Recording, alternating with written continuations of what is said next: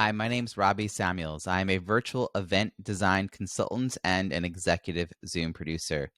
Today, I'm going to talk to you about virtual backgrounds, how to set them up, and also when and maybe when not to use them. If you've ever had a question also about why they're sometimes backwards, I'll answer that too.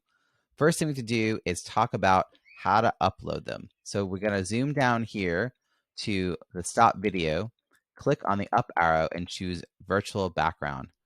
And that will bring you to this white pop-up box.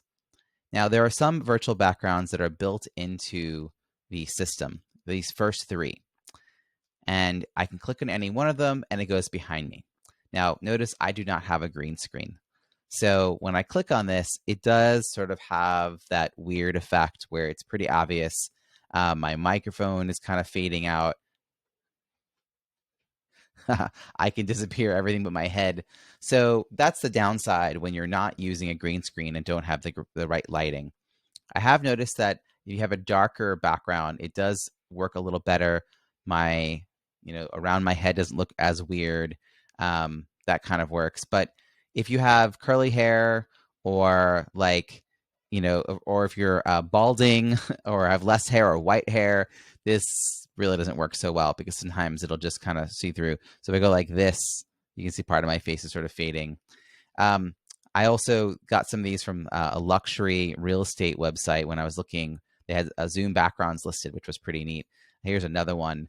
But again, you can see it's pretty obvious that I'm sitting in front of a green screen. But these are going to be really done for fun. I wouldn't necessarily recommend using these for professional reasons.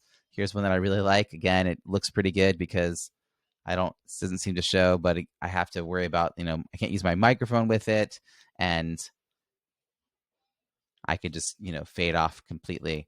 But professionally, I guess I'd not do that so much because you don't have the green screen set up, or if you even have the green screen but you don't have the right lighting, it will look really wonky. But you could do it for fun. There's lots of reasons to do it for fun.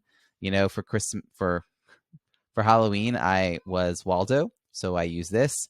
Also for Halloween, I use this, so that was kind of fun. And sometimes I have clients, they ask me to use their image in the background. Now I want to show you that right now this looks backwards, or if I were to use this one, this looks backwards, but it only looks backwards for me because I am mirroring my video. But I could change that for me, but I don't like that because then my hair flips in the wrong direction. So I like to have the mirroring stayed on. But no matter what I do, whether I turn this on or off, this mirroring piece here, that will not change what people see. So that's something you should know. So you should upload the image the way it's supposed to be. Like this is, Feeding America is facing forward, and then it'll just, be correct for your viewers. But that's kind of the tips that I have for you. Don't worry about it being backwards. If you upload it correctly, look for darker images and you can have fun with it. If you want a day at the beach, why not have a day at the beach, sitting on the beach? If you want to work at the beach, but really, I think that if you're gonna do this professionally, get some advice about how to set up a green screen correctly with really good lighting.